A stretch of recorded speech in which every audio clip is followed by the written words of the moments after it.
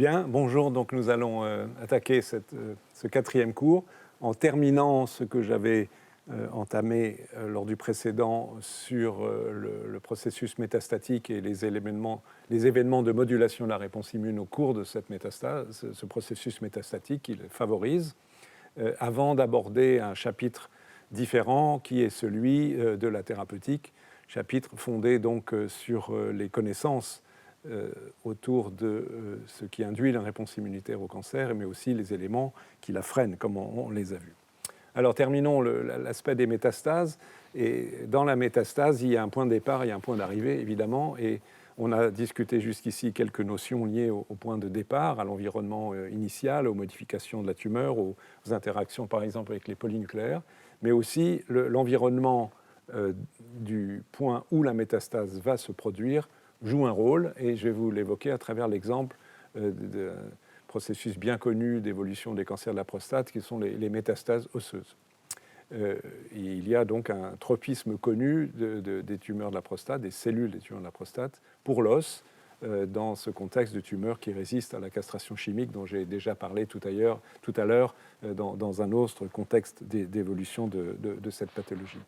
En fait, ce qu'on observe, c'est que dans le contexte de la métastase osseuse, ceci se passe à droite par rapport à ce qui se passe dans un tissu mou, c'est que le contexte osseux va entraîner, on va voir les résultats dans un instant, la libération de facteurs immunoréactifs dans le milieu, notamment par les ostéoclastes, qui sont des cellules importantes qui contribuent à la résorption de l'os et donc à la constitution, à la formation des os. Donc ces cellules ostéoclastiques, qui sont initialement d'origine hématopoïétique, macrophagique, produisent localement du TGF-bêta et des cytokines qui font favoriser un certain type de réponse immune, de type Th17, dont j'ai peu parlé jusqu'ici, qui en fait ne sont pas favorables au contrôle de la tumeur.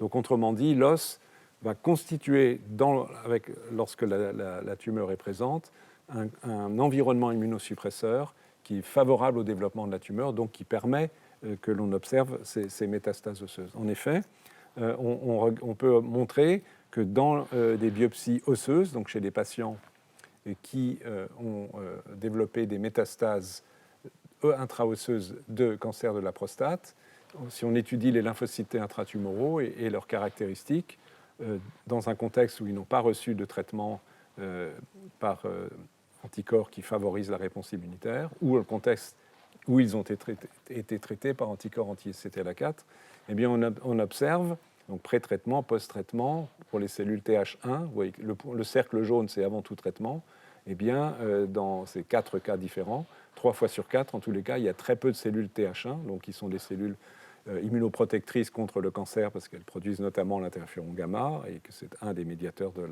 l'immunité antitumorale.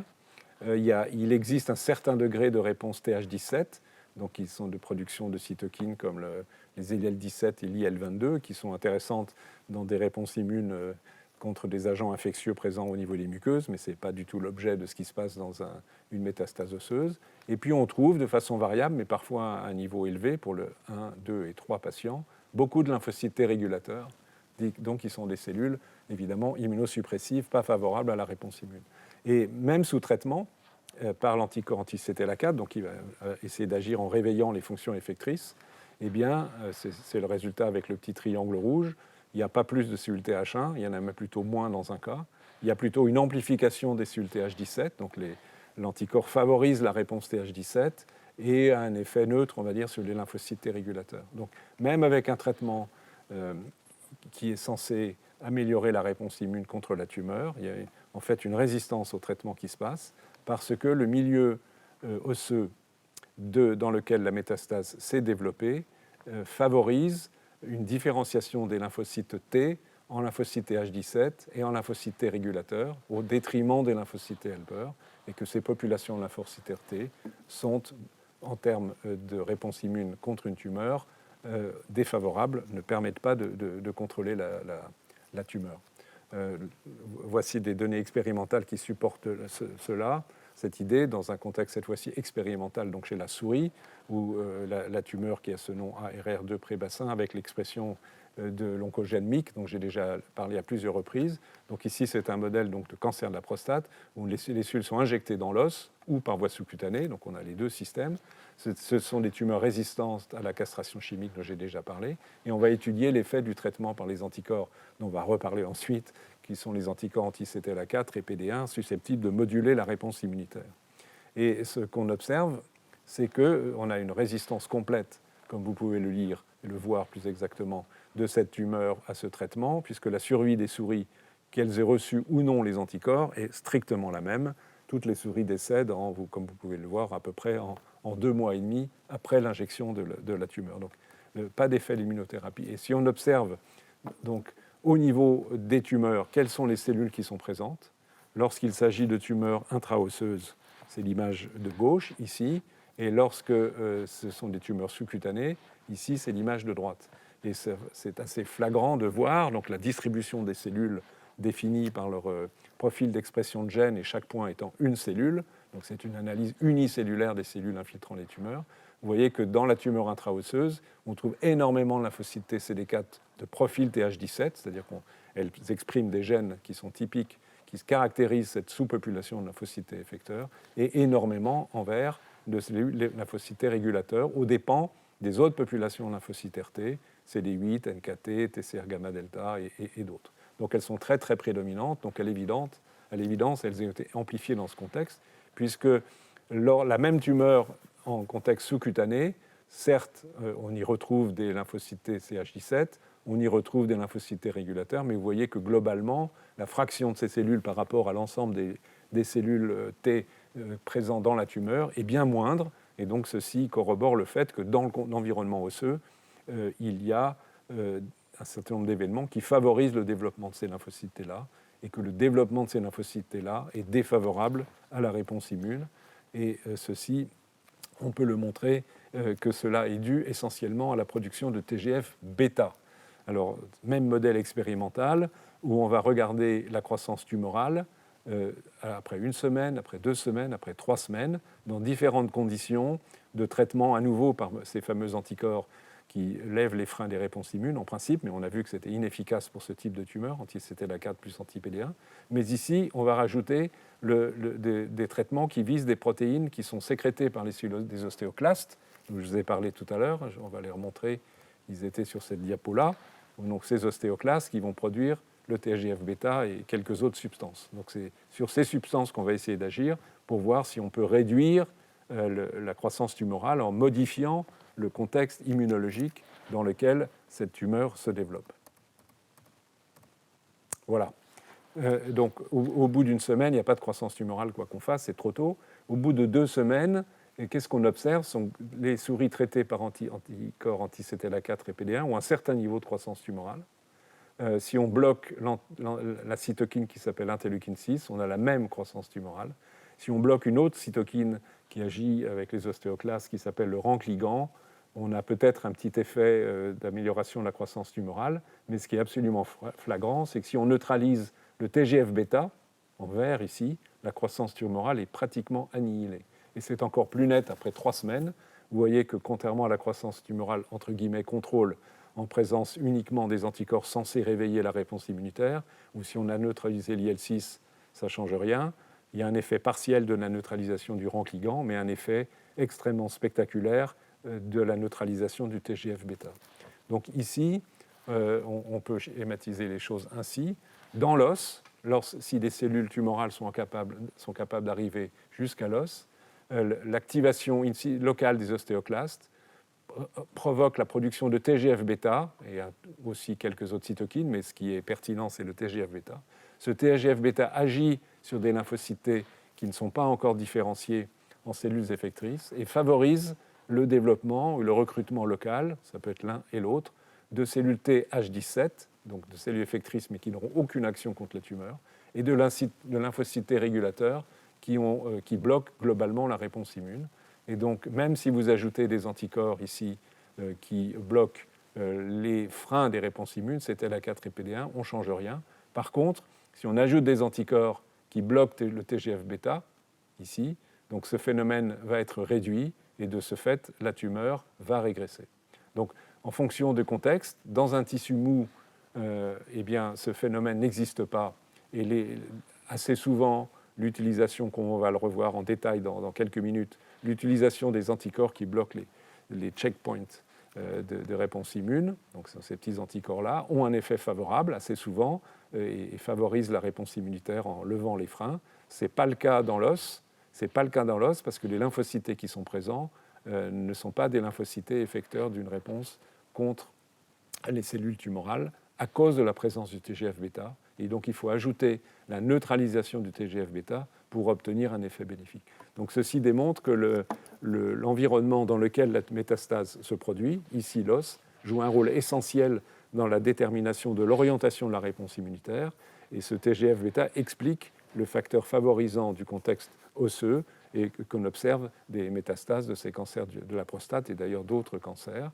Et peut-être cette observation du rôle, la démonstration du rôle du TGF-bêta, tel que ça a pu être montré dans des modèles animaux chez la souris de tumeurs intraosseuses, apporte une piste thérapeutique pour ce type de métastase. À voir à l'avenir, bien sûr, il faut observer tout cela avec prudence, mais dans tous les cas, c'est une approche pertinente qui mérite d'être testée. Donc le résumé est là, les ostéoclastes, qui incidemment favorisent une lyse osseuse, ce qui, sur le plan anatomique, permet l'implantation des cellules cancéreuses, production surtout TGF-bêta, l'IL-6 probablement joue un rôle moins important, inhibe les TH1, qui elles sont importantes pour la réponse immune, recrutement, activation des TH17, des cellules régulatrices, immunosuppression et échappement tumoral, et donc peut-être, le TGF-bêta en particulier est une cible thérapeutique pour lever ce mécanisme d'immunosuppression. Donc voilà, on arrive au bout de la partie du cours qui concernait l'analyse des mécanismes d'échappement tumoral. On en a évoqué un certain nombre, pas tous. Vous avez vu qu'ils étaient complexes, divers et liés à de nombreuses cellules qui constituent le micro-environnement tumoral. Il y a un facteur évident qui est ici écrit comme physique, ou on pourrait dire aussi anatomique, qui est lié en particulier à la matrice extracellulaire, à la fibrose qui peut envelopper les cellules tumorales et faire en sorte qu'une barrière est créée qui empêche l'entrée des cellules des lymphocytes T, des cellules dendritiques, des cellules nécessaires à la réponse immune, et que cette barrière empêche toute réponse et que même une tentative de modulation de cette réponse en activant les lymphocytes T à travers les anticorps dont je viens encore de parler et dont je vais encore parler, CTLA4 et PD1, n'a pas d'effet. Et puis, donc, les différentes cellules présentes, les fibroblastes, qui produisent la matrice extracellulaire, mais aussi des molécules immunosuppressives, les macrophages lorsqu'ils sont immunosuppresseurs, les folliculaires neutrophiles, les cellules T régulatrices et les vaisseaux. On a vu que toutes ces cellules, dans les conditions qui prévaut au sein des tumeurs, notamment d'acidose et d'hypoxie, sont une situation favorable à la production d'agents immunosuppresseurs qui limitent in situ ou autour de la tumeur le recrutement et l'activation des lymphocytes, le recrutement des cellules dendritiques. Pour ce qui concerne les processus métastatiques, interviennent un certain nombre de facteurs environnementaux, locaux au départ, donc qui viennent rompre cet équilibre entre cellules tumorales entre guillemets dormantes, c'est-à-dire proliférant à bas bruit, et systèmes immunitaires réagissant aussi à bas bruit. Donc il peut y avoir une rupture de cet équilibre au niveau de la tumeur primitive, liées à des modifications essentiellement génétiques et épigénétiques, et puis donc des aspects locaux qui expliquent la survenue de métastases dans tel ou tel tissu, et on vient de voir l'exemple de l'os en ce qui concerne les cancers de la prostate. Donc l'étude de tous ces facteurs, aussi complexes soient-ils, ouvre potentiellement des cibles thérapeutiques. Pour l'instant, on ne peut pas considérer qu'il y ait des faits vraiment déterminants démontrés de telle ou telle action, mais comme tous ces résultats sont très récents, ont été obtenus, vous l'avez vu à travers les années de publication des articles que j'ai évoqués, il y a la place pour des essais cliniques et il y a de nombreux essais cliniques de tentatives de modulation des agents immunosuppresseurs, notamment produits par les différentes cellules du micro-environnement tumoral. Voilà, donc ici s'achève la grande première partie du cours de cette année, qui était l'étude en gros de l'immunogénicité des tumeurs et comment, d'une façon ou d'une autre, les tumeurs pouvaient souvent échapper à cette réponse immune. Donc la conclusion logique à partir de ces travaux c'est de considérer qu'ils ouvrent des perspectives concernant la thérapeutique. Et donc je vais mettre à l'écran les diapositives qui y correspondent. C'est une meilleure connaissance, premièrement la démonstration qu'il existe une réponse immunitaire, et deuxièmement une meilleure connaissance de sa mise en jeu, ou à l'inverse de sa non-mise en jeu, ouvre des perspectives thérapeutiques. Et donc il y en a deux, et pendant ce cours, on va commencer à discuter celle qui est ici inscrite en noir, l'immunothérapie des cancers, par des anticorps monoclonaux qui sont dirigés contre des molécules régulatrices qui freinent les réponses immunitaires. J'ai déjà fait allusion un certain nombre de fois dans les cours précédents, parce que beaucoup des résultats expérimentaux et aussi de données cliniques lient l'utilisation de ces anticorps à l'analyse de la réponse immunitaire au sein des tumeurs, donc encore une fois, que ce soit dans des modèles expérimentaux ou dans des modèles cliniques. Donc on va discuter ce point, et dans le dernier cours, on discutera d'une autre approche très différente, mais qui a aussi pour but de favoriser la réponse immune contre les cancers, que sont les immunothérapies cellulaires et géniques. Et tout ceci sera évoqué, je vous le rappelle, dans un colloque qui aura lieu l'année prochaine, les 20 et 21 mai. Alors, à propos des anticorps dirigés contre les molécules régulatrices, voici le plan de ce que nous allons commencer à discuter aujourd'hui. Je vais vous en indiquer d'abord quelles sont ces molécules, quelles sont les bases expérimentales de ces approches thérapeutiques, vous donner les résultats cliniques tels qu'ils sont acquis à ce jour concernant les deux principales cibles, c'était la 4, PD1 ou son ligand PDL1, discuter bien sûr des mécanismes d'action à travers les lymphocytes TCD8, les lymphocytes B, et ce qu'on peut définir, et c'est évidemment crucial en application médicale, des marqueurs prédictifs, a priori, est-ce qu'on peut prédire dans quelles circonstances ça vaut la peine d'administrer ces anticorps aux patients, et donc relier cette efficacité aux néo-antigènes, à la diversité HLA, donc des éléments dont on a déjà parlé, qui constituent la capacité d'une tumeur à être reconnue par des lymphocytes T.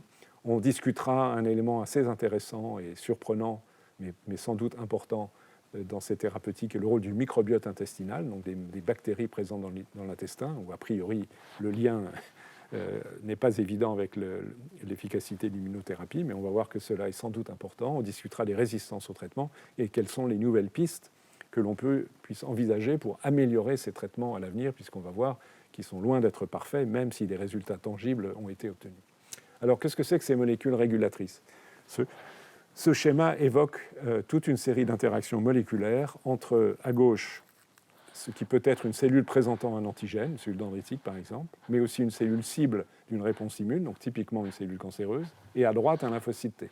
Donc la membrane plasmique ici du lymphocyte T, à gauche la membrane plasmique, soit d'une cellule dendritique, c'est en termes génériques, soit d'une cellule cancéreuse. Au milieu, on reconnaît l'interaction de base qui définit la reconnaissance de l'antigène par le lymphocyte T grâce à son TCR, le T-cell receptor, qui reconnaît un petit peptide, ici en bleu, qui est présenté par une molécule d'histocompatibilité.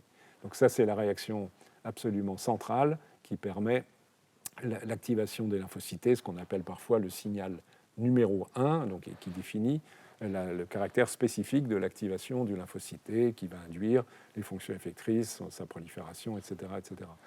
Y est associé, ce qui ne figure pas sur cette diapositive, les interactions avec les molécules HLA, les molécules d'histocompatibilité, les molécules CD4 ou CD8, en fonction s'il s'agit d'un lymphocyte T CD4 qui reconnaît un peptide présenté par les molécules d'histocompatibilité de classe 2 ou CD8 pour les molécules d'histocompatibilité de classe 1. Pour cela, je vous renvoie au tout premier cours de la série de cette année.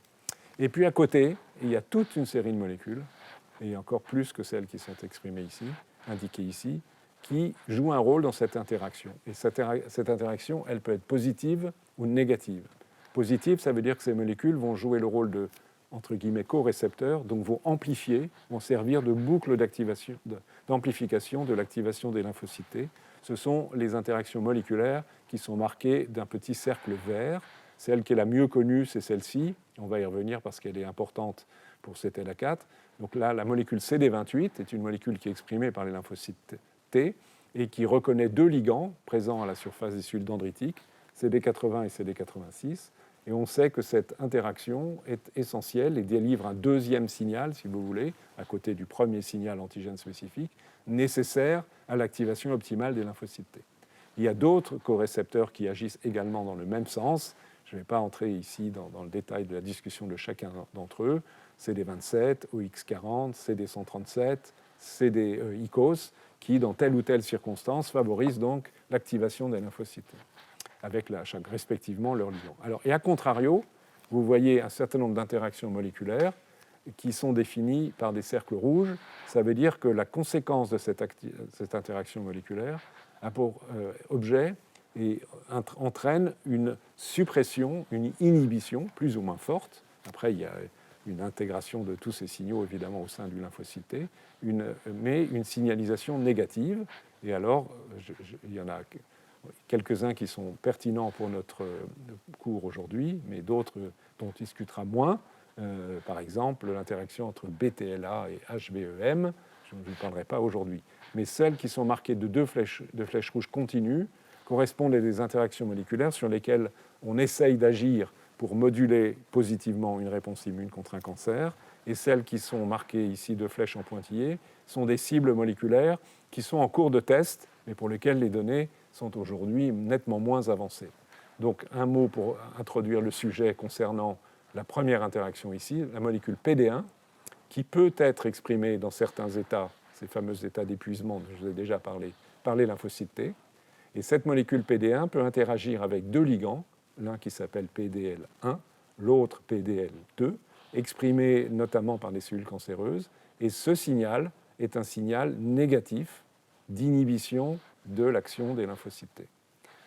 L'autre signal très important est induit par l'interaction moléculaire entre une molécule exprimée à la surface des lymphocytes T activés ou des lymphocytes T régulateurs ou de lymphocytes T épuisés, qui s'appelle CTLA4, qui interagit avec CD80 et CD86. C'est le même ligand, regardez, c'est une affaire qui n'est pas inintéressante ici, les mêmes ligands CD80 et 86 qui sont exprimés par les cellules dendritiques, en interagissant avec CD28, est un signal de coactivation des lymphocytes T, alors que l'interaction avec CTLA4 est un signal d'inhibition.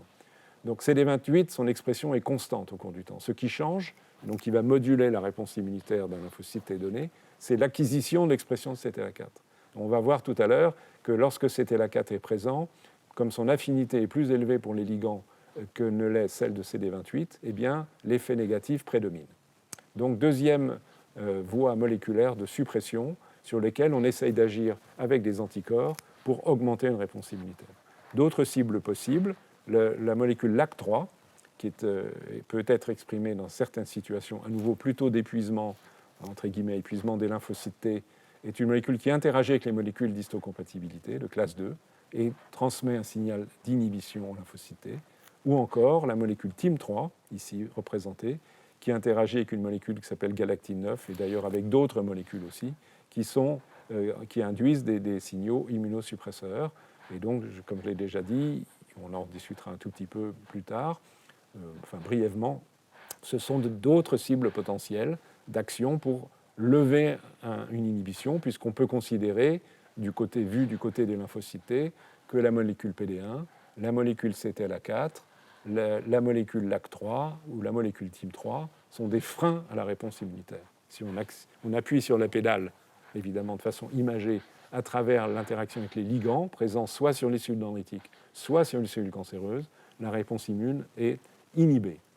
Il y en a encore quelques autres, comme les molécules KIR, qui inhibent en particulier l'action des cellules NK, mais aussi, dans certaines circonstances, des lymphocytes T. Et il y en a probablement d'autres qui ne sont pas sur cette diapositive, soit qu'elles ont été décrites depuis 2012, soit qu'elles n'ont pas encore été décrites. Pas exclu qu'il y en ait. Donc voilà pour cette introduction. Donc, pour l'instant, il y a deux cibles qui font l'objet de thérapeutiques et qui sont en place maintenant depuis un petit nombre d'années, PD1, CTLA4. Donc il se trouve que ces deux molécules, comme je viens de le dire, sont exprimées à la surface des lymphocytes T longtemps activés et épuisés, ce qui est typiquement l'image qu'on observe lorsqu'il y a souvent de lymphocytes T intratumoraux. Donc ce sont des lymphocytes T qui ont réussi à pénétrer une tumeur. Rappelez-vous ce que je vous disais dans un cours précédent, ce sont des tumeurs qui ne sont pas froides, contrairement à des tumeurs dans lesquelles il n'y a pas de pénétration de lymphocytes T. Il y a des lymphocytes T qui ont réussi à pénétrer, mais ils sont devenus progressivement inactifs. Ils n'arrivent plus à limiter la croissance tumorale, il n'arrive plus à tuer les cellules tumorales. Donc l'action de ces deux molécules ne se fait pas au même niveau. En ce qui concerne CTLA4, on sait que son action elle se situe au niveau essentiellement des organes lymphoïdes, donc là où se fait l'initiation de la réponse immunitaire. Donc je vous rappelle que les cellules dendritiques, qui sont schématisées en bas dans cette interaction cellulaire, ces cellules dendritiques, elles migrent à partir de la périphérie, donc pour ce qui est d'une tumeur, elles migrent à partir de la tumeur. Elles sont chargées de peptides issus donc, de néoantigènes tumoraux, par exemple, et vont permettre l'activation de lymphocytes spécifiques de ces peptides dans l'organe lymphoïde via l'activation par le TCR. Et il y a le signal 2, où j'ai déjà dit un mot, d'interaction entre CD28 ou B7. B7, c'est aussi CD80 et 86, dont je vous parlais tout à l'heure. Mais si ce lymphocyte exprime la molécule CTLA4, eh bien, CTLA4 qui interagit aussi avec B7 ou CD80 et 86 bloque cette interaction et au contraire induit une action immunosuppressive donc, au niveau de l'organe lymphoïde et va empêcher ensuite probablement ces cellules de migrer vers la tumeur. Donc l'action de l'anticorps, qui s'appelle ipilimumab, le premier qui a été produit, c'est en fixant cette molécule, inhibe l'action immunosuppressive, donc la résultante moins par moins donne plus, si je puis dire, et on peut éventuellement restaurer l'activation de ces lymphocytes. En ce qui concerne le second signal ciblé, PD1, donc PD1 est une molécule qui est ici, schématisée ici, à la surface d'un lymphocyte T qui a été chroniquement activé, mais cette fois-ci, on n'est plus au niveau d'un organe lymphoïde, au niveau de la tumeur elle-même. Donc ce sont des lymphocytes présents dans la tumeur, mais qui expriment PD1 face à une tumeur qui exprime au moins un peu un ligand comme PDL1 ou PDL2. Et donc on sait que cette action-là, cette interaction est immunosuppressive. Donc l'objectif thérapeutique, c'est à l'aide d'anticorps monoclonaux qui ont ces doux noms, il y en a plusieurs, atezolizumab, avelumab, durvalumab, qui ciblent PDL1, donc, ou bien qui ciblent PDL1, oui, à la surface de la cellule tumorale, ou anti-PD1, pembrolizumab, nivolumab, ce sont les principaux utilisés, à vrai dire, anti-PD1, qui ciblent PD1 à la surface du lymphocyte, c'est de bloquer cette interaction moléculaire et favoriser la fonction de ces lymphocytes. Donc c'est les idées qui se sont développées. Et juste pour vous donner une idée du développement médical de toute cette affaire, vous voyez une chronologie dans le temps avant de revenir à des aspects plus scientifiques. Et le premier anticorps qui a été développé, c'est celui qui est dirigé contre CTLA4. Il a été développé en juin 2000, a commencé à être traité. Et le petit point ici indique le fait que la FDA aux États-Unis a approuvé l'utilisation d'un tel anticorps pour traiter les mélanomes métastatiques. Vous voyez que ça date de 2011 environ.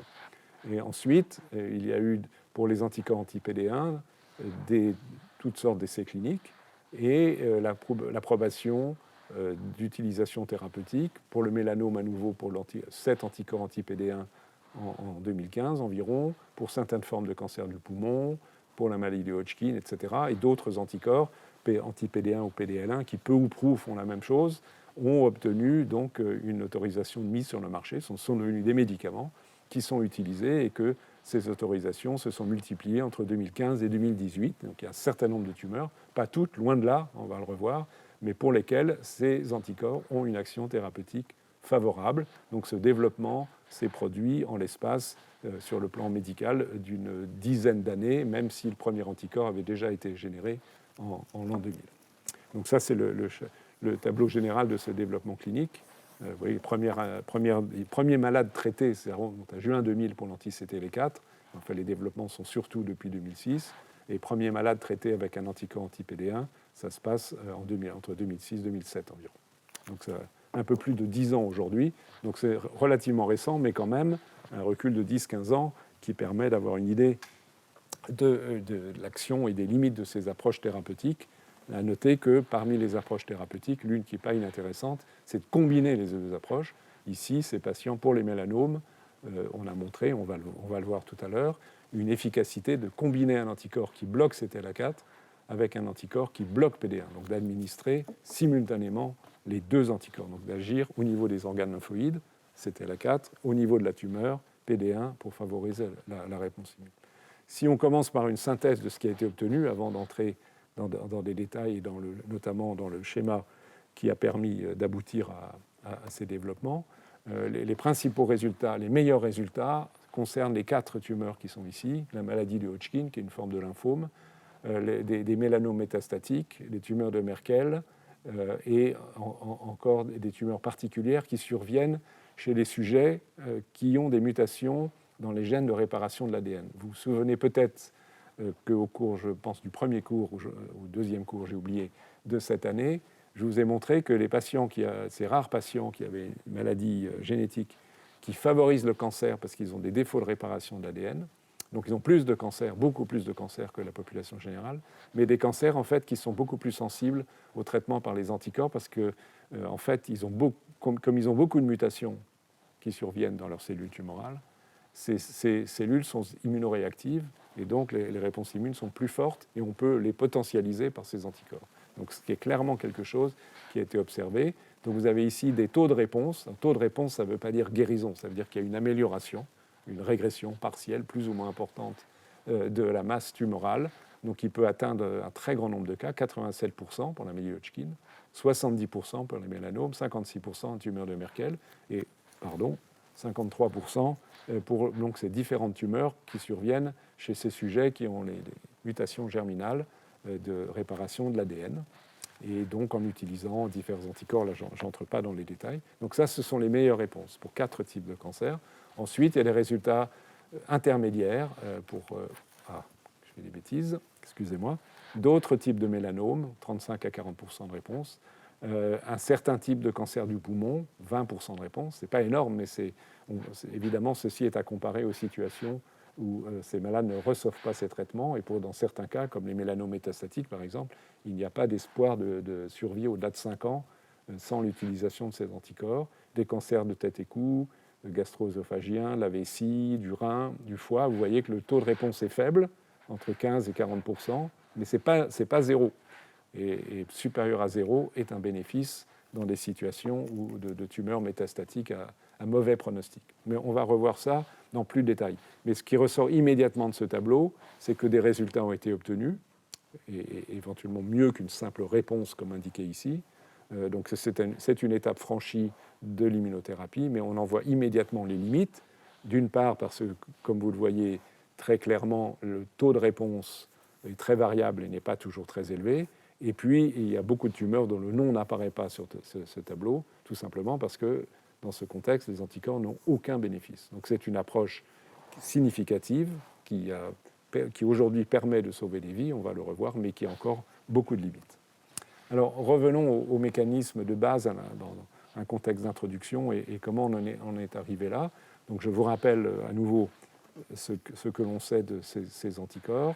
Donc les lymphocytes T peut avoir son action inhibée au sein d'une tumeur par interaction entre PD1 exprimé par ce lymphocyte T qui a été chroniquement activé, avec PDL1 à la surface d'une tumeur, mais aussi éventuellement à la surface d'un macrophage, qui peut aussi exercer un effet immunosuppresseur. Et donc la thérapeutique, simple si je puis dire, c'est on bloque soit en ciblant PD1, soit en ciblant PDL1, on bloque cette interaction moléculaire et on permet éventuellement aux lymphocytes T de reprendre une réponse immune efficace contre la tumeur, pourvu qu'il y ait évidemment présentation d'antigènes par la tumeur et un contexte environnemental de la tumeur qui permet aux lymphocytes T d'arriver jusqu'au contact de cette tumeur. On a vu dans le cours précédent qu'il y avait un certain nombre d'obstacles à cela, et ce qui est une partie de l'explication du fait que beaucoup de tumeurs ne peuvent être traitées par cette approche. Donc le mécanisme d'action, si on va un tout petit peu plus loin pour ce qui est de PD1 et PDL1, ce qui se passe, c'est que donc, lorsque la réponse immune est efficace, on a la lymphocyte en haut et la cellule cancéreuse en bas. Un des effecteurs de la réponse immune, on en a déjà parlé à plusieurs reprises, c'est l'interféron gamma. Mais l'interféron gamma n'a pas qu'une conséquence, en l'occurrence positive, c'est que si la cellule tumorale exprime bien un récepteur d'interféron gamma, ce qui peut avoir un effet antitumoral, mais aussi peut induire, via des facteurs intermédiaires comme IRF1, la transcription du gène qui code pour PDL1 et faire que la tumeur se mette à exprimer PDL1, donc devienne plus résistante à l'action du lymphocyte. C'est une espèce de réponse moléculaire de la cellule tumorale à l'action effectrice du lymphocyte T, et donc via interféron gamma, induction d'expression de PDL1, qui va être l'objet, évidemment, à nouveau de la thérapeutique. On va essayer de bloquer cette réponse, entre guillemets, cette réponse de la tumeur, et aussi d'un effet qui a pu se produire au niveau de macrophages. Pour ce qui est de CTLA4, donc c'est un peu différent.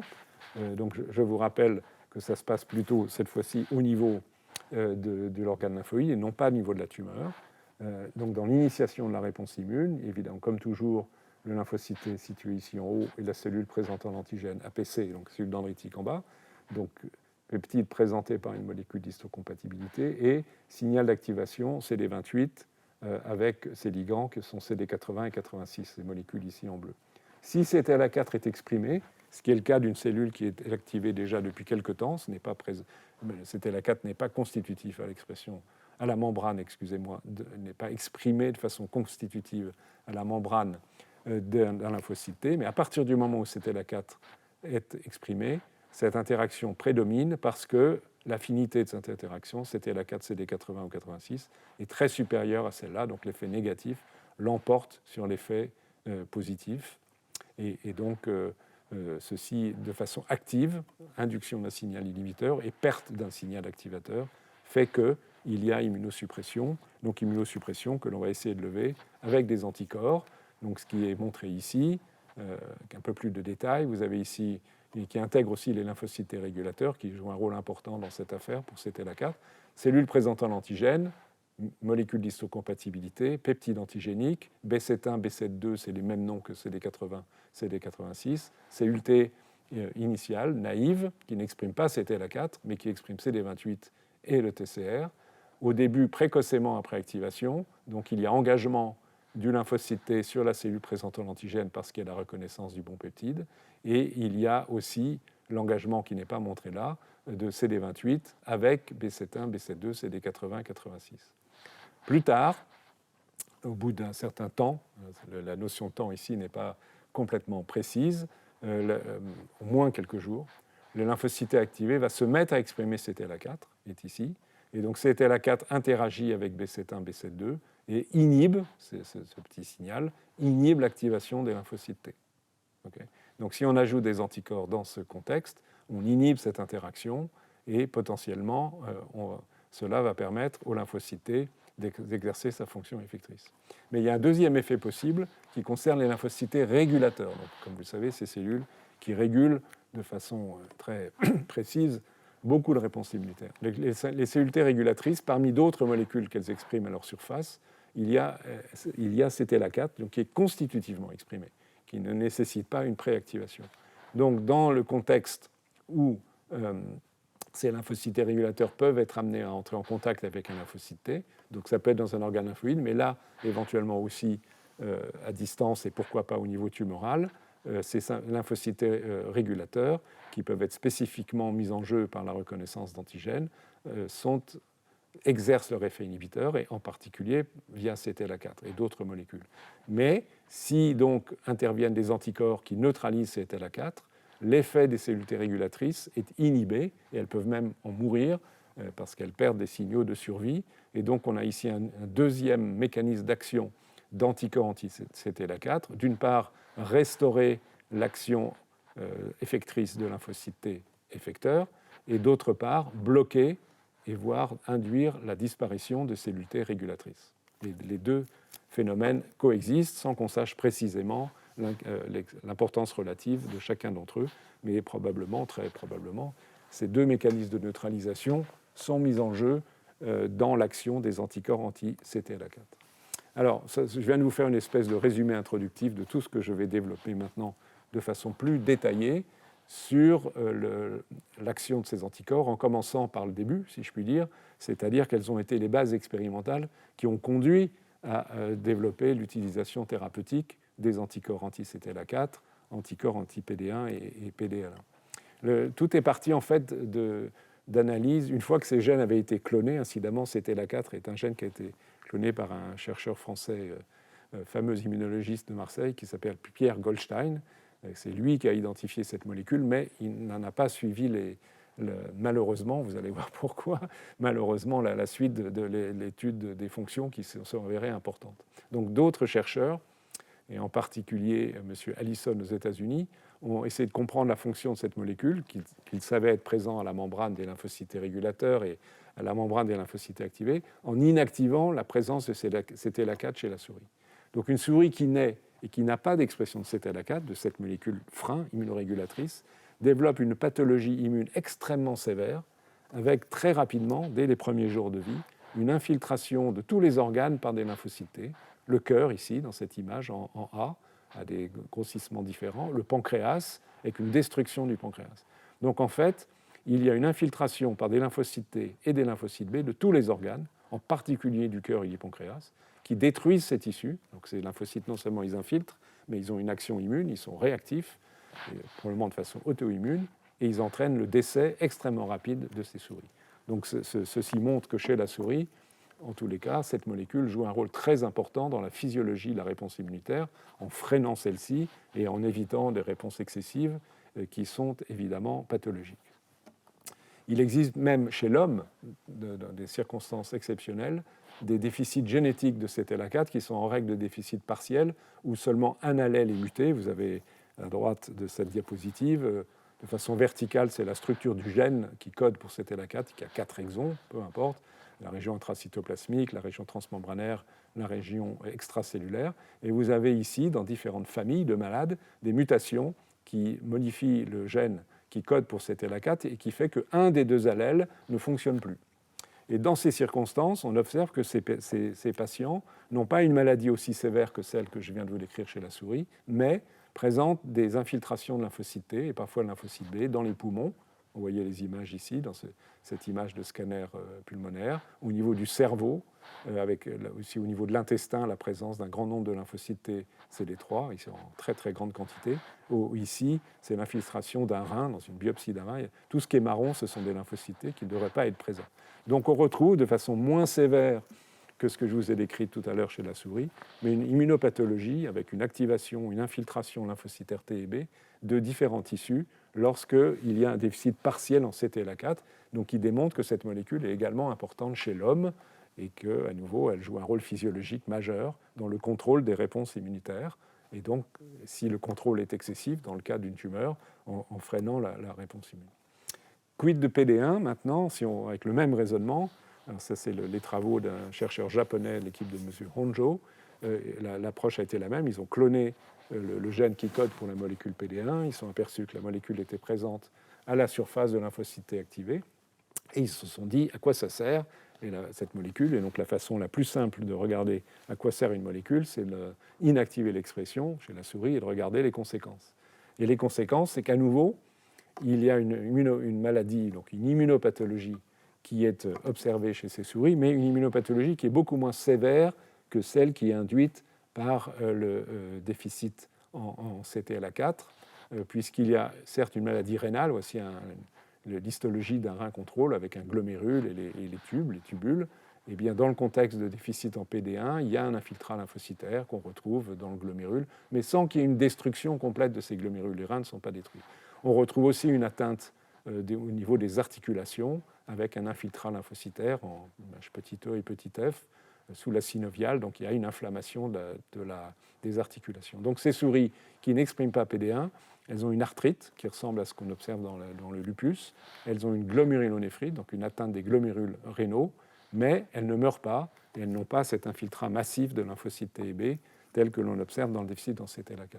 Donc ça montre que l'influence globale de l'interaction entre PD1 et ces ligands est bien moindre que celle de CTLA4, mais que quand même, à l'évidence, cette molécule et cette voie moléculaire, en interagissant avec son ligand, est importante, puisque lorsqu'elle est absente, une immunopathologie qui ressemble à une maladie auto-immune est observée chez ces souris, qui donne une substance à l'idée qu'il s'agit de molécules importantes. Il n'existe pas de déficit connu chez l'homme de ces molécules, donc on ne peut pas exactement, a priori, imaginer ce qu'il en serait chez l'homme, mais on peut faire, disons, prudemment, raisonnablement, l'inférence à partir des données chez la souris, que aussi chez l'homme, l'expression de PD1 participe du contrôle des réponses immunitaires.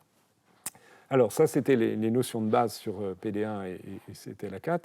Voyons ce qu'il en est des débuts de tentatives de modulation de réponse immunitaire dans un contexte de tumeur. Alors, avant de traiter des hommes, ces chercheurs ont traité des souris, ce qui paraît assez raisonnable, qui portaient des tumeurs. Et vous avez ici l'effet d'anticorps anti-CTLA4 sur la croissance d'une tumeur. J'avais oublié de quelle tumeur il s'agit, mais peu importe, c'est le principe qui compte ici. Vous avez la croissance au cours du temps de la tumeur chez une souris qui n'est pas traitée. Et vous avez la croissance de la tumeur par une souris qui est traitée par un anticorps anti-CD28, donc il n'agit pas sur ce frein de l'immunité. Vous voyez qu'en gros, la croissance est la même. Les injections se font là, 3 injections pendant les 10 premiers jours qui suivent l'implantation de la tumeur. Et à contrario, et ce résultat est assez spectaculaire, dans ce contexte, l'administration donc à 3 reprises de l'anticorps anti-CTLA4 bloque complètement la croissance tumorale. Vous avez ici un autre exemple du même type, et même ici un exemple où on traite plus tard, donc en fait la tumeur est déjà établie, donc c'est anti-CTLA4 à J0, c'est comme tout à l'heure, mais même l'anti-CTLA4 administré plus tard, à J7 après l'implantation de la tumeur, a encore un effet et permet le contrôle de la tumeur. Donc dans ce modèle expérimental-là, en tous les cas, l'effet de l'administration de l'anticorps anti-CTLA4 est tout à fait spectaculaire et encourageant sur la possibilité d'induire ou de réveiller une réponse immunitaire de lymphocytes qui expriment CTLA4. Donc, continuons avec CTLA4 et la clinique à partir de ces données expérimentales. Donc, les premiers résultats publiés, ils datent, comme vous pouvez lire, d'il y a 10 ans. C'est paru dans le New England Journal of Medicine il y a 10 ans. Et donc, sont traités ici. Donc, au début, il y a eu des tentatives diverses, mais quand même déjà fondées sur les premières données de connaissance d'infiltration de tumeurs par des lymphocytes. Donc le premier résultat patent, c'est le traitement de mélanome métastatique, pardon, il y a une erreur ici, de mélanome métastatique par anticorps anti-CTLA4, administré à une certaine dose, peu importe les détails, chaque 3 semaines, 4 fois.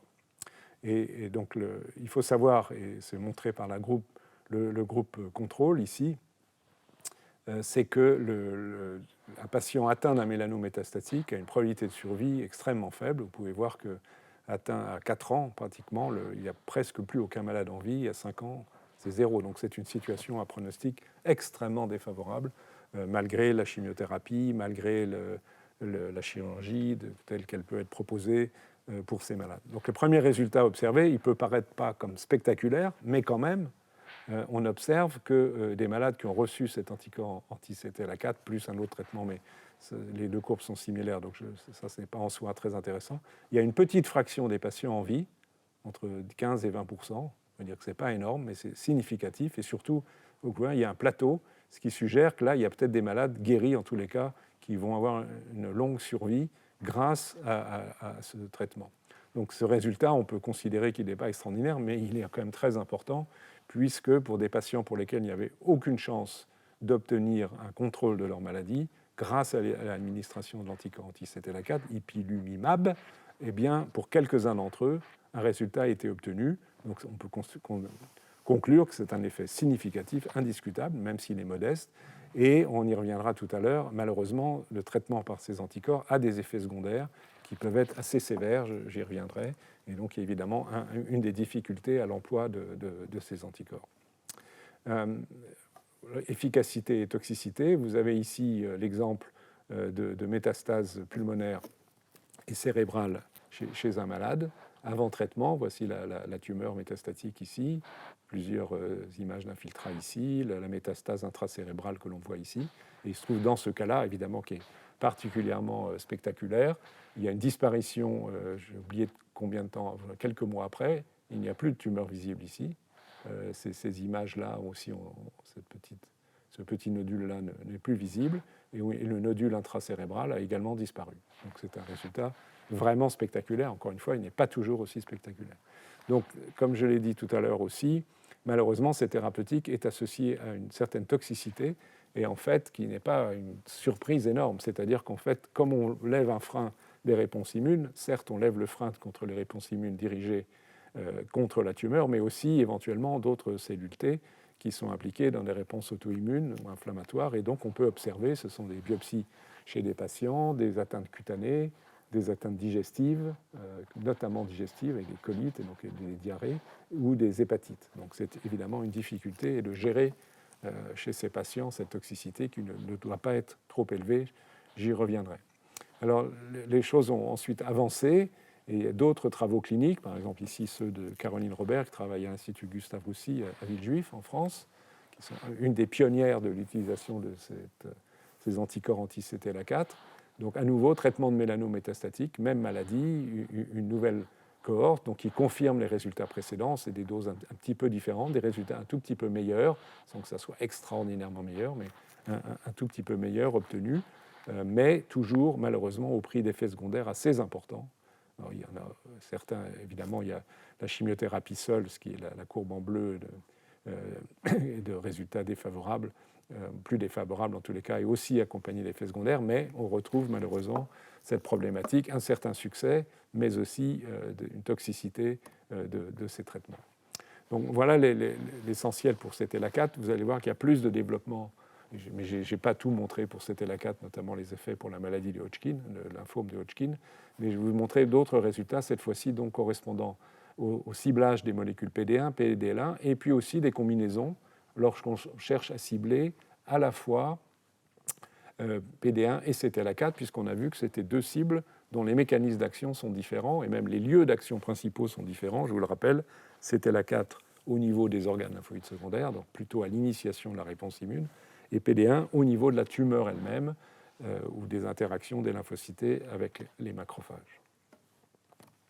Alors voici des résultats cliniques à nouveau pour les mélanomes métastatiques, qui semblent d'ailleurs plutôt un peu meilleurs, mais c'est aussi un peu plus tard, donc il faut se méfier des comparaisons, de survie de patients traités pour un mélanome métastatique, dont je vous rappelle que la thérapeutique par la chimiothérapie seule est malheureusement inefficace, qui nous voit montré par la courbe bleue ici, où c'est la survie des patients au cours du temps. Vous voyez que même à 15 mois après le début du traitement de la chimiothérapie, il n'y a plus déjà que 20% de malades en vie.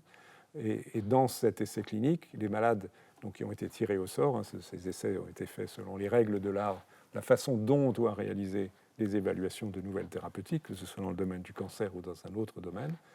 L'utilisation d'un anticorps anti-PD1, en l'occurrence nivolumab, à une certaine dose, à une certaine fréquence d'administration, a permis, même c'est assez remarquable ici, une survie importante, en tous les cas à 18 mois, il y a encore 70% des malades en vie. Donc malheureusement, des malades sont décédés, mais 70% sont en vie contre 20% du groupe contrôle. Et si on regarde ce qui est encore plus parlant, non pas la survie, mais des malades pour lesquels il n'y a pas de progression de la tumeur, ce qui ne veut toujours pas dire tout à fait rémission complète ou guérison, loin de là, mais au moins on a stabilisé les tumeurs cessent de croître. Et si on observe les données en situation où le malade a reçu la chimiothérapie conventionnelle classique, vous voyez que malheureusement, il n'y a pratiquement aucun malade chez lequel cela survient, et au-delà de 12 mois, il n'y a plus de malades qui soient observables, ils sont décédés, alors que les malades qui ont bénéficié de l'administration d'anticorps anti-PD1, eh bien, même s'il y a toujours des malades qui progressivement ont une maladie qui reprend, il y en a 40% d'entre eux qui, environ 15 mois après le traitement, sont en situation de stable, on a stabilisé leur tumeur. Donc c'est un résultat qui est assez frappant et évidemment très encourageant, même s'il est insuffisant, mais c'est la démonstration que le fait de bloquer l'interaction entre PD1 et PDL1, PDL2 au niveau tumoral a un effet bénéfique, au moins pour traiter des mélanomes métastatiques. Alors l'étape d'après, comme je l'ai dit, je l'ai évoqué tout à l'heure, c'est d'envisager de combiner les anticorps anti-CTLA4 et anti-PD1, il manque un I dans mon titre, pardon, pour voir si les deux effets sont complémentaires, voire synergiques, puisque, je le répète, les mécanismes d'action sont différents. Donc il y a eu des essais cliniques où, par exemple, on a combiné d'injecter au patient un anticorps anti-PD1 à cette dose pendant 4 reprises chaque 2-3 semaines, et un anticorps anti-CTLA4 à cette dose-là pendant 3 semaines, 4 fois. Et il s'agit aussi toujours du traitement de mélanome, parce que c'est l'exemple le plus frappant. Et on a donc ici le traitement comparant Pardon, ce n'est pas encore la combinaison, j'allais un tout petit peu trop vite, comparant l'effet de l'anti-PD1 ou l'effet d'anti-CTLA4 où il semble que l'anti-PD1 fasse un peu mieux que l'anti-CTLA4 pour le mélanome métastatique, avec ici la progression des malades sans progression de la tumeur, c'est ce que je vous disais tout à l'heure, où il y a clairement un ralentissement important, puisque, mettons, à 1 an, on va prendre à 10 mois après, dans cet essai clinique, 10 mois après administration des anticorps, 40% des malades n'ont pas de progression tumorale, même si, plus tardivement, les choses reprennent. Pour ces anti-CTLA4, c'est un petit peu moins bien. En termes de survie, les résultats se rapprochent. Il n'y a plus vraiment de différence entre anticorps CTLA4 et anticorps PD1. Il y a donc environ 50% ou un peu plus de 50% des malades en vie 16 à 18 mois après traitement, mais toujours au prix d'effets secondaires que j'ai déjà évoqués, sur lesquels je reviendrai chez une fraction de ces patients.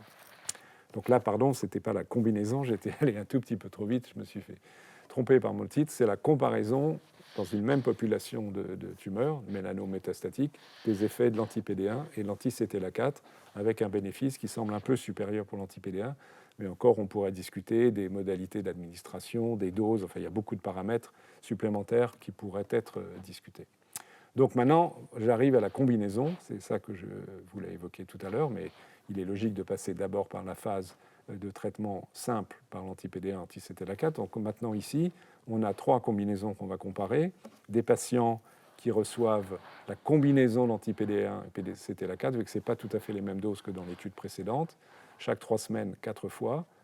Encore une fois, tous ces paramètres peuvent être testés dans différents sens pour améliorer l'efficacité, comparé à l'effet de l'anti-PD1 seul ou à l'anti-CTLA4 seul, à chaque fois avec un placebo.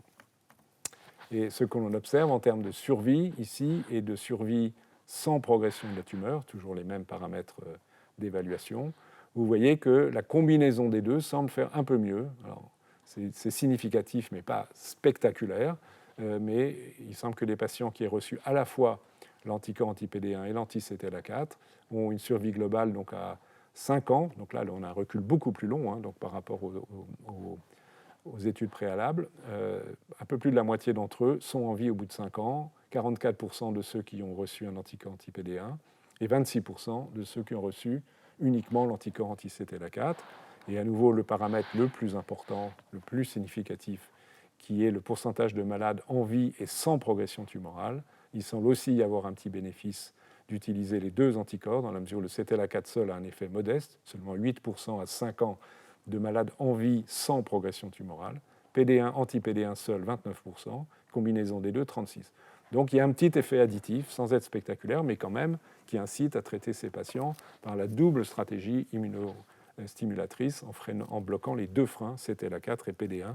Mais à nouveau, j'insiste, et je vais y revenir, ceci est au prix d'une toxicité qui est acceptable, évidemment, dans le contexte du traitement de maladies extrêmement sévères, mais qui pose néanmoins problème, et on va essayer de voir tout à l'heure qu'est-ce qu'on peut faire à cet égard. Une autre façon d'analyser les résultats de ces essais cliniques, c'est de savoir combien de malades ont besoin d'être retraités.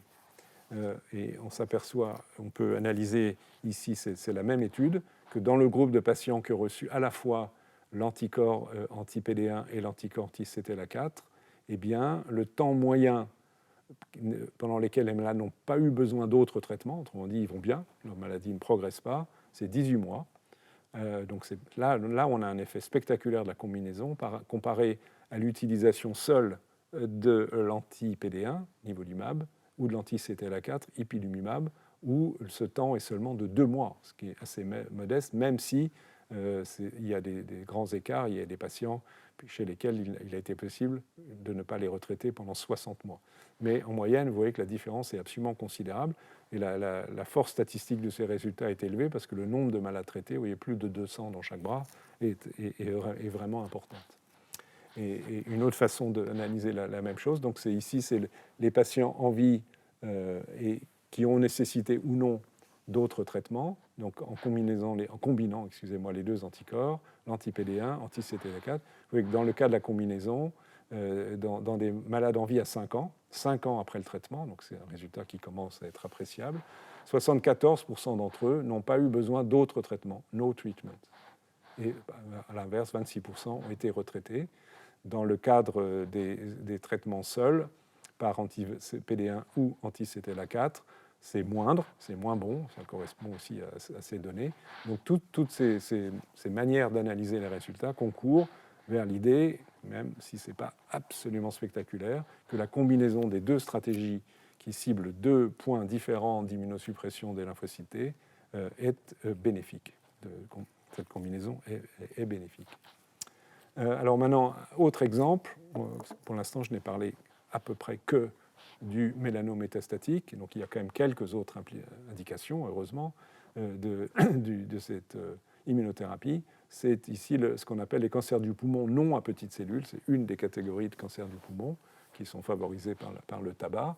Et donc ici, ce qui est testé dans cet essai clinique, qui a été publié récemment, l'année dernière, toutes ces données sont très récentes, ce sont des malades graves, des formes sévères, avancées de leur maladie, des malades qui ont rechuté, et donc on va leur donner soit une chimiothérapie ou une chimiothérapie plus les anticorps. On continue d'utiliser une chimiothérapie pour limiter bien sûr la croissance tumorale, et voilà ce qu'on observe.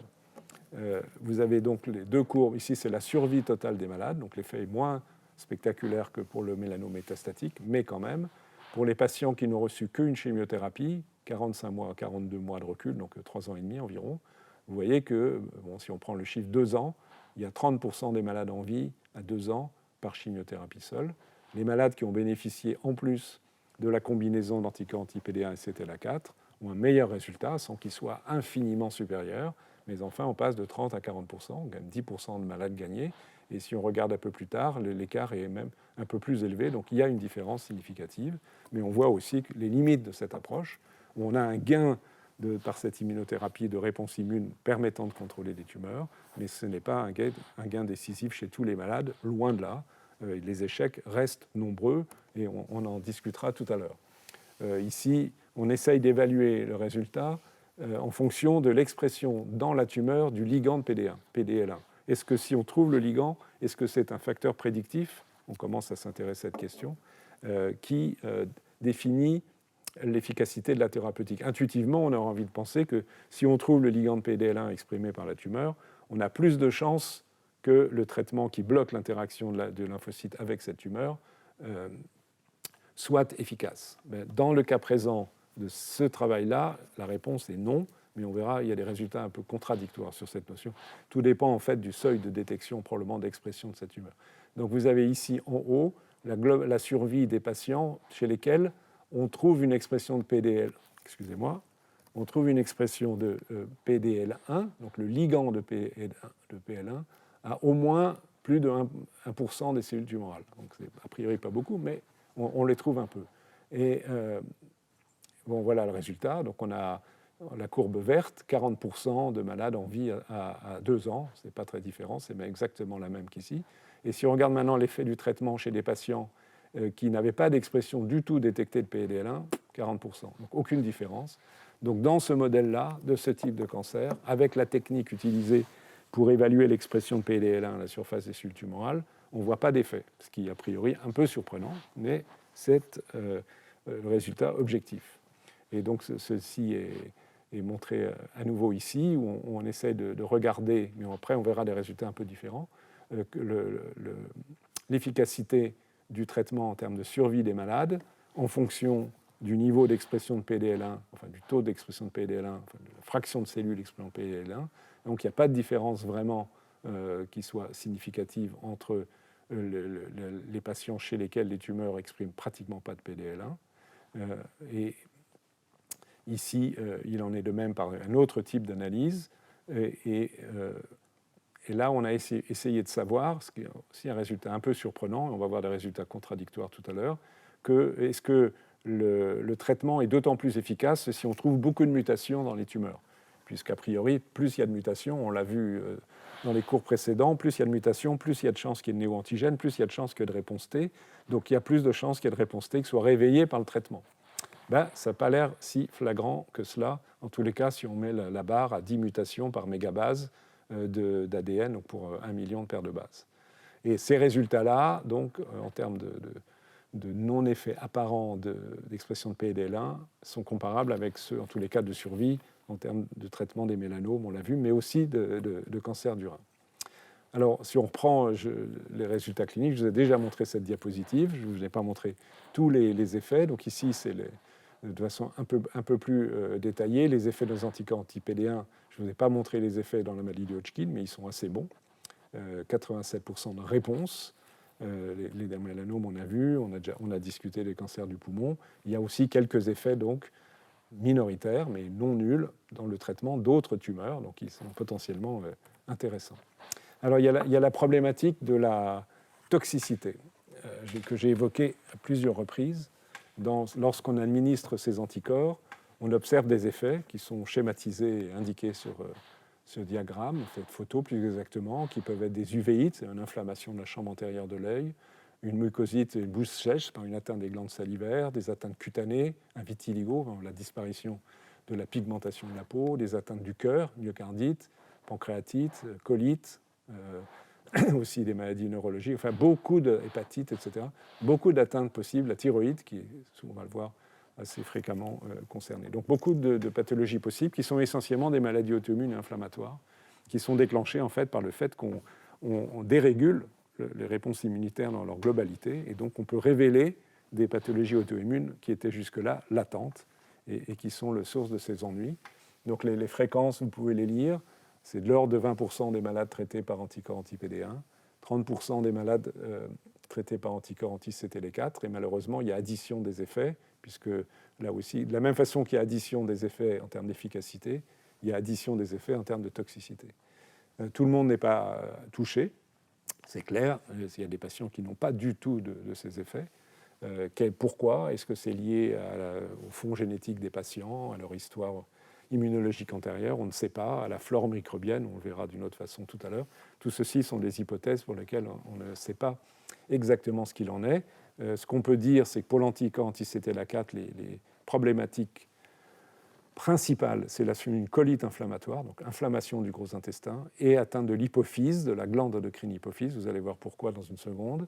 Alors que l'effet prédominant secondaire de la neutralisation des anticorps, la neutralisation de PD1 par anticorps anti-PD1, ou PDL1, ça revient au même, c'est une atteinte de la thyroïde, qui est la complication la plus fréquente, c'est une inflammation de la thyroïde qui peut provoquer une hypothyroïdie.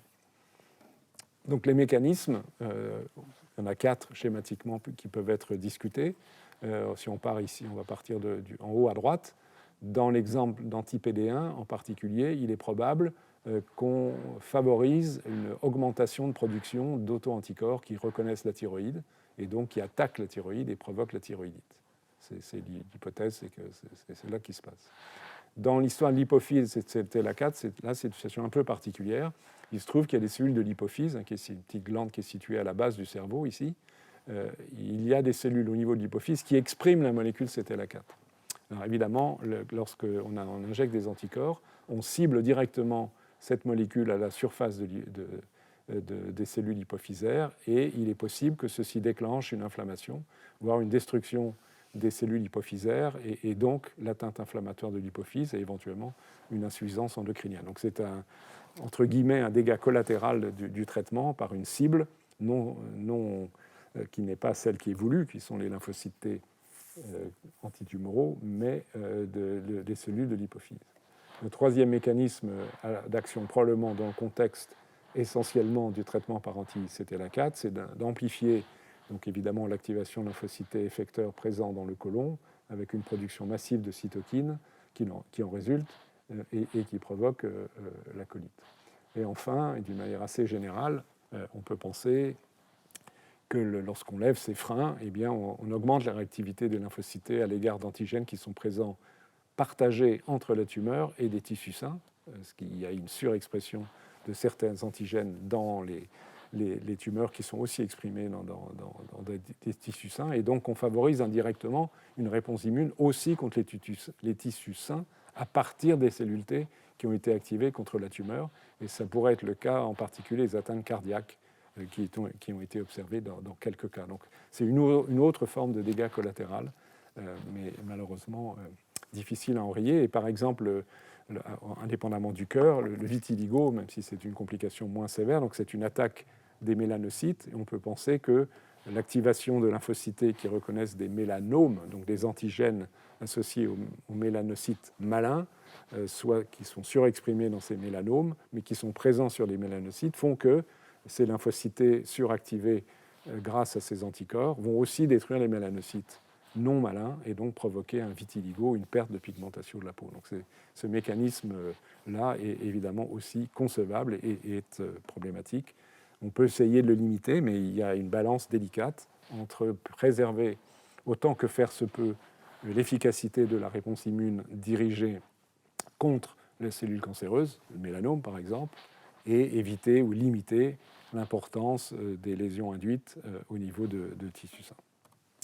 Je pense qu'il est important de dire un mot sur le fait que ces travaux ont été menés par deux grands chercheurs qui sont des chercheurs fondamentalistes, pas des cliniciens, M. Allison aux États-Unis et Honjo au Japon. Alors Allison, c'est lui qui a montré le rôle de CTLA4 et donc proposé l'utilisation des anticorps anti-CTLA4 pour le traitement de cancer.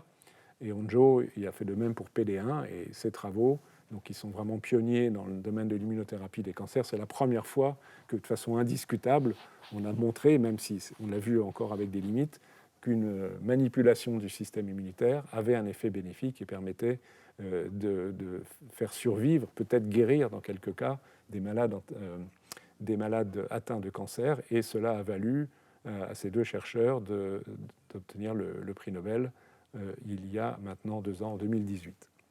Et en principe, Tasuku Honjo, notre collègue japonais, sera présent à notre séminaire où on discutera ces questions l'année prochaine. Alors, ça c'est acquis, mais on a vu les limites de tumeurs résistantes à cette immunothérapie et limites liées à une toxicité, même si elle est aujourd'hui un peu mieux maîtrisée. Donc, à partir de ces observations, il faut essayer d'avancer en comprenant les mécanismes d'action, comment ça marche ou comment ça ne marche pas. Autrement dit, les facteurs de résistance. C'est évident que mieux on comprendra ce qu'il en est, plus grandes seront les chances à l'avenir d'améliorer ces traitements, de trouver des stratégies complémentaires ou de mieux choisir les patients chez lesquels elle est utile. Donc on va discuter quelles sont les cellules qui sont mises en jeu dans les réponses immunes efficaces lorsque ces traitements sont effectués. Alors, on peut le faire par des analyses sériées très fines de ce qui se passe chez des malades traités. Et voici par exemple le cas de 46 patients qui ont eu un mélanome métastatique, qui ont eu des biopsies de leur tumeur avant le traitement, pendant le traitement, donc le traitement par anticorps anti-PD1 dans l'expérience que je vais vous montrer là, et ont été analysés de façon extrêmement minutieuse, très fine, les différents types de populations lymphocytaires qui étaient présentes dans la tumeur avant de traiter et pendant le traitement. Donc qu'est-ce qui a été modifié par le traitement par anti-PD1 ? Alors, ce qu'on observe, qui est assez frappant, c'est ceci. C'est qu'on a ici les images macroscopiques, ce sont les mélanomes sur la surface de l'abdomen du patient. Ça, c'est le même patient 20 à 60 jours après le traitement. Et ici, c'est l'image histologique de biopsie. Vous voyez d'abord l'amélioration clinique. Il y a moins de tumeurs. Il en reste, mais il y en a moins. Ça, c'est un malade avec une réponse. Et ici, c'est l'exemple de malade où il n'y a pas de réponse. Vous voyez les tumeurs très pigmentées qui n'ont pas vraiment évolué, malheureusement, avant traitement et après traitement. Et donc, on a les images histologiques correspondantes. Donc, chez les malades, 22 sur les 46, chez lesquels il y a eu une réponse au traitement par l'anticorps anti-PD1, on observe la chose suivante. C'est qu'en gros, avant le traitement, on observait qu'au sein de la tumeur, qui est la partie inférieure de l'image, là où on voit des cellules bleutées, eh bien, il n'y avait pas de lymphocytes. Les lymphocytes, ils apparaissent ici marqués en marron. Mais les lymphocytes, ils étaient présents, mais ils étaient en périphérie, autour. Ils étaient là, au-dessus de la espèce de frontière qui a été dessinée entre la zone où il n'y a pas de cellules brunes et en dessous, et là où il y en a. Vous voyez ? Et pendant le traitement, vous voyez que la frontière n'est plus aussi infranchissable, entre guillemets, puisqu'on retrouve un grand nombre de cellules marron dans la tumeur. Donc ce que cela suggère, c'est que grâce à ce traitement, des cellules qui étaient bloquées et ne pouvaient pas pénétrer dans la tumeur, sans doute à cause des effets immunosuppresseurs de la tumeur elle-même, éventuellement de macrophages, cette inhibition a été levée, ils pénètrent dans la tumeur, ils peuvent exercer leur action. A contrario, chez les malades chez lesquels le traitement n'a pas fonctionné, 24 sur 46, eh bien, avant traitement, vous voyez qu'il y a de lymphocytes ni dans la tumeur, ni autour de la tumeur. Tout est bleu. Évidemment, ça ne change pas pendant le traitement. Ce qui suggère, sur cette donnée, et on va la compléter ensuite, c'est que pour qu'il y ait, ça tombe un peu sous le sens, c'est pour qu'un traitement soit efficace, pour réveiller des lymphocytes T inactifs, il faut qu'il y ait des lymphocytes T. Et que ces lymphocytes T, certes, pas forcément au sein de la tumeur, mais au moins à proximité de la tumeur. Si la tumeur est complètement froide, comme selon un terme que j'ai déjà utilisé dans les cours précédents, et qu'il n'y a pas de lymphocytes T à proximité susceptibles de reconnaître des antigènes tumoraux, même si vous injectez des anticorps susceptibles d'activer les cellules, s'ils ne sont pas là, il n'y a pas d'effet. Donc ça a un certain sens. Il faut qu'il y ait à proximité la présence de lymphocytes T, et ceci est ici quantifié. Ici, c'est des images, la quantification des mêmes résultats. Vous avez chez les répondeurs le nombre de CD8 dans la tumeur et dans la zone invasive margin, donc en bordure. Vous voyez que sous traitement, ça monte entre 20 et 60 jours ou un peu plus tard. Dans la plupart des cas, ça monte, il y a une variabilité. Il y a un point de départ qui n'est pas nul, ça dépend des cas. Et il y a aussi une certaine augmentation dans la zone marginale. Chez les malades progresseurs, c'est un non-répondeur, tout est plat, pas de cellules initialement, et en gros, il n'y a pas d'amélioration, ni dans la tumeur, ni en périphérie. Donc ce résultat est important, il montre comment l'anticorps est susceptible d'avoir un effet d'activation de cellules T qui sont à proximité de la tumeur et qui, grâce à la levée du frein, peuvent maintenant pénétrer et agir dans la tumeur.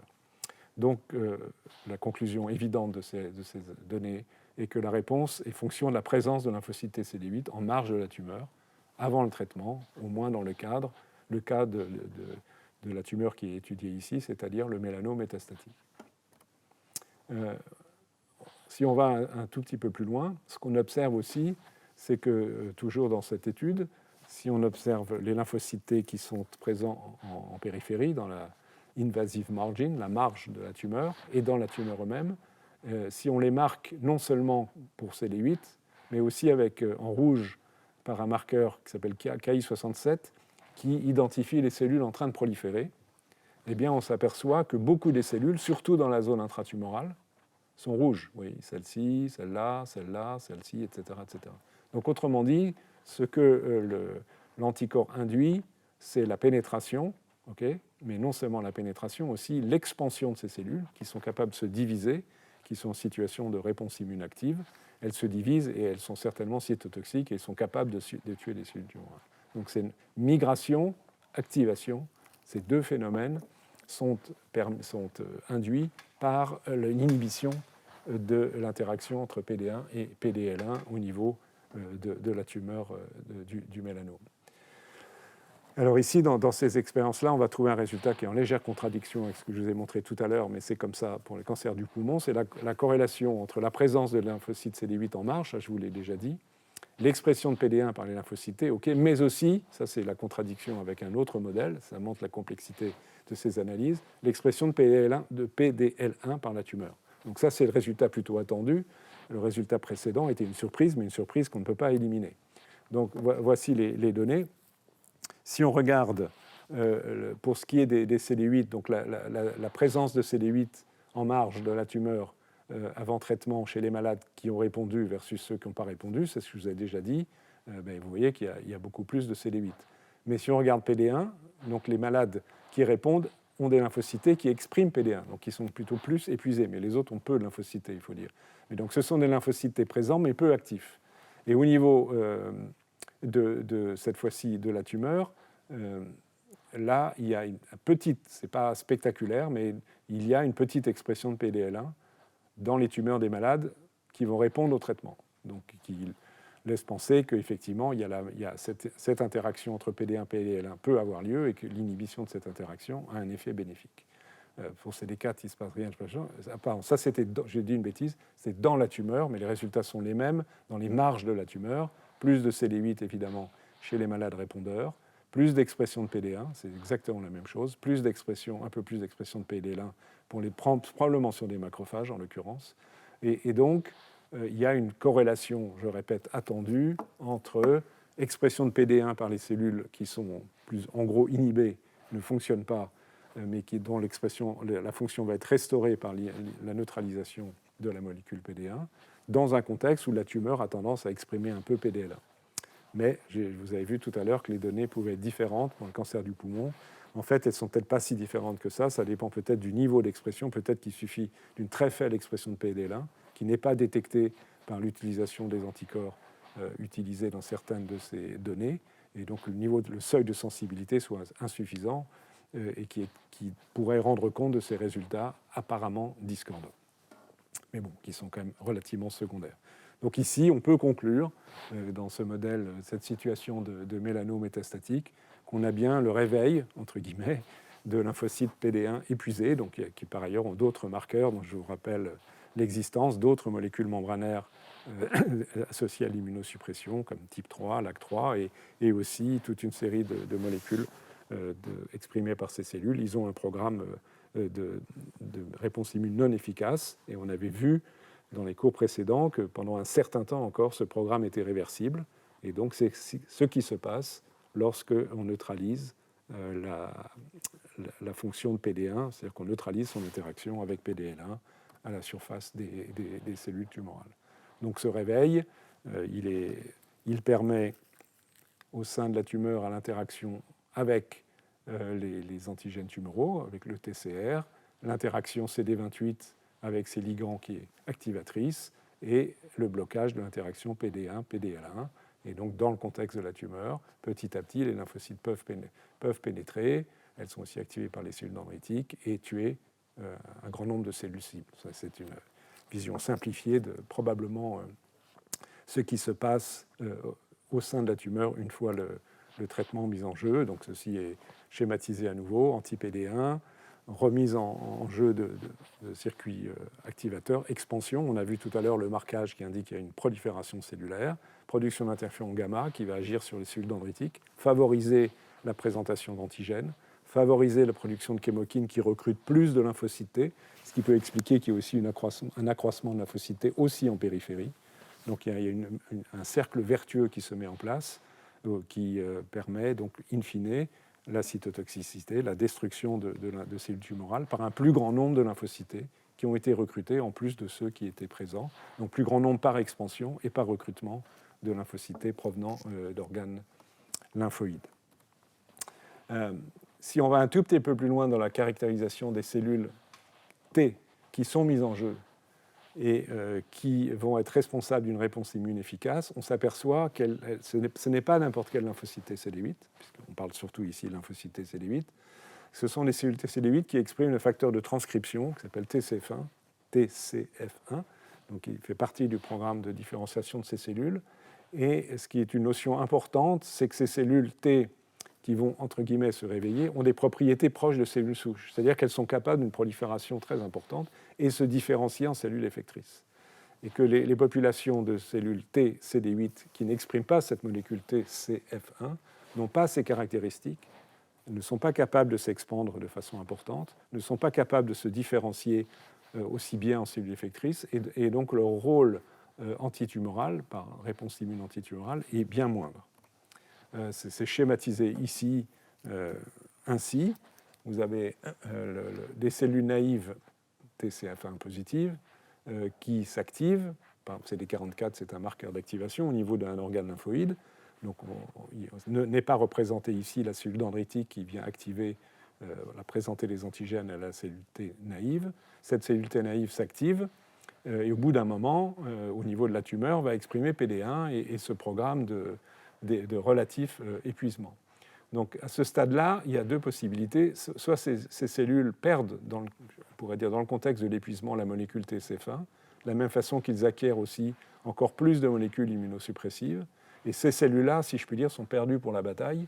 Elles sont dans un état tel d'irréversibilité qu'on ne pourra pas récupérer une fonction immune. Par contre, à ce stade-là, où elles sont encore TCF1 positives, donc TCF1 devient un marqueur intéressant au niveau des tumeurs, peut-être de prédictivité de la réponse immune, qui pourrait être induite par l'utilisation d'anticorps anti-PD1, eh bien, elles peuvent être sensibles au blocage de PD1 et faire que ces cellules s'activent, s'expandent, donc comme des cellules souches, sont capables de très grandes divisions cellulaires, se différencient en cellules effectrices qui vont tuer, ça c'est les petits cercles blancs représentent les granules cytotoxiques, qui vont permettre de tuer les cellules cibles à la tumeur qui est schématisée ici. Donc ce nombre de cellules initiales peut ne pas être très élevé, mais leur qualité, entre guillemets, et notamment ce marqueur TCF1, qui est associé à un état donc, de quasi-cellules souches, leur donne une capacité potentielle, réveillée par le traitement, de grande expansion, et donc d'un petit nombre de cellules, puis générer un grand nombre de cellules qui se différencient à cellules effectrices, capables de tuer les cellules cancéreuses. Voilà, on va s'arrêter là pour aujourd'hui. On continuera lors du prochain cours à explorer les mécanismes d'action et les limites d'action de ces anticorps dirigés contre PD1 et aussi CTLA4. Et on discutera aussi quelles pistes pourraient être envisagées pour en amplifier l'efficacité ou des pistes qui permettraient d'associer d'autres immunothérapies par des anticorps pour traiter des cancers réfractaires jusqu'ici à l'immunothérapie.